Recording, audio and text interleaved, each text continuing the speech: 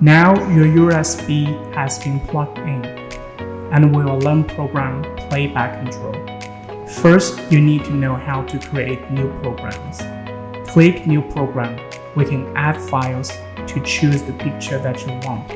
For example, this one, and just publish and done.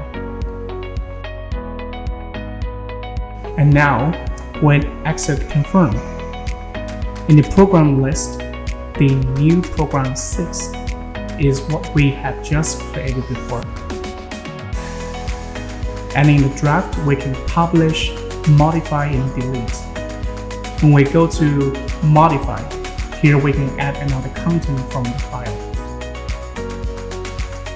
And then you can choose save, save as, and publish. And media library, you can choose the program that you just have created before.